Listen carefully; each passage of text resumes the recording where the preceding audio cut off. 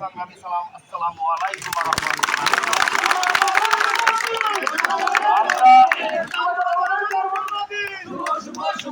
আমরা আশা করি একটি গণতান্ত্রিক রাষ্ট্র মেরামত করার জন্য আগামী দিনে সামাজিক উন্নয়ন কর্মকাণ্ড, সমাজে মুরব্বীদের সাথে ভালো সম্পর্ক, সকল শিক্ষা প্রতিষ্ঠান, মসজিদ, মাদ্রাসা থেকে শুরু করে যেখানে অবহেলিত আমাদের এতিম ভাই বোনেরা রয়েছে, সকলে মিলে তাদের পাশে দাঁড়াবো, এই হলো আমাদের অঙ্গীকার। তারেক রহমান বলেছে, জনগণের কাছে যাও, জনগণকে পাশে রাখো। আমরা জনগণ থেকে বিচ্ছিন্ন হতে চাই না। সেই কারণে আমরা কাফরুল সহ কাফরুলের প্রতিটি ওয়ার্ড, প্রতিটি ইউনিটের আগামী দিন ইনশাআল্লাহ আপনাদেরকে সাথে নিয়ে আমরা রাষ্ট্র মেরামতের 31 যে দফা, সেই দফাগুলো আমরা জনগণের দুয়ারে দুয়ারে পৌঁছে দিব। নেতা বলেছেন, দেশে গণতন্ত্র ফিরিয়ে আনতে হবে, বাংলাদেশের স্বাধীন সার্বভৌমত্বকে রক্ষা করতে হবে। সেই স্বাধীন সার্বভৌম রাষ্ট্র যদি রক্ষা করতে হয়, তাহলে তারেক রহমানকে একা পারবে? আমরা যারা জিয়া পরিবারের সদস্য, বাংলাদেশের 16 কোটি মানুষ জিয়া পরিবারের প্রতি আস্থাশীল, সেই পরিবারগুলোকে আমাদেরকে ঐক্যবদ্ধ রাখতে হবে, তাদের পাশে থাকতে হবে, যাতে কোনো সন্ত্রাস নৈরাজ্য না হয় সেদিকে সকলকে দৃষ্টি রাখতে হবে।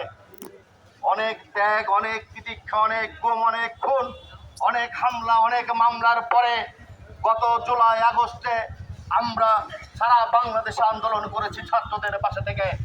কাফরুলে আপনারা আন্দোলন করেছেন, অনেক ভাই শহীদ হয়েছে, অনেক আহত হয়েছে, তাদের পাশে আমরা ইনশাআল্লাহ থাকবো।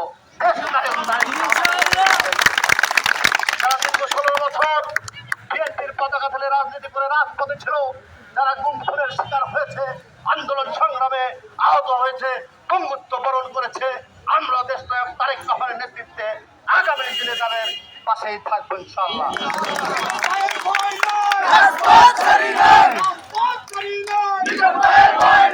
শুধুমাত্র একটি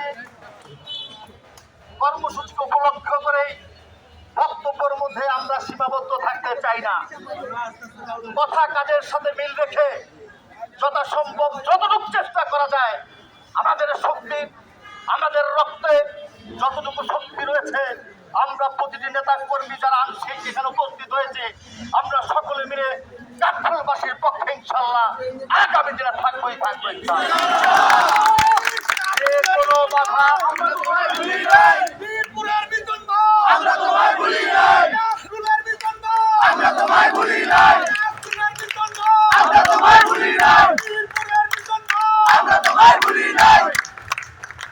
একটা দল করি, দলের শৃঙ্খলা বজায় রাখার স্বার্থে আমরা সকলে শান্তিপূর্ণভাবে আগামী দিনের সকল কর্মসূচি আমরা ঐক্যবদ্ধভাবে পালন করব ইনশাআল্লাহ। হয়তো আজকে আমাদের প্রিয় ভাবে সম্মানিত প্রখ্যাত চিকিৎসক ডাক্তার জুবাইদুর রহমানের জন্মদিন উপলক্ষে ছোট্ট পরিসরে বৃক্ষরোপণ কর্মসূচি করছে।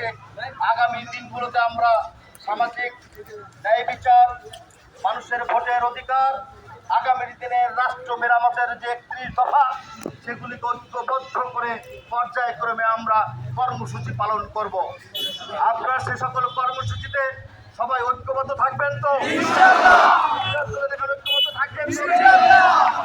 সকলকে ধন্যবাদ। আমরা এখন আজকের যে বৃক্ষরোপণের উদ্বোধন করলাম, আমাদের প্রিয় নেতা যেই গাছটি রোপণ করে সারা বিশ্বে সম্মানের জায়গায় গিয়েছিলেন, বিশেষ করে আমাদের পবিত্র মক্কা নগরীতে নিম গাছ দিয়ে বৃক্ষরোপণ করেছিলেন, সেই নিম গাছ দিয়ে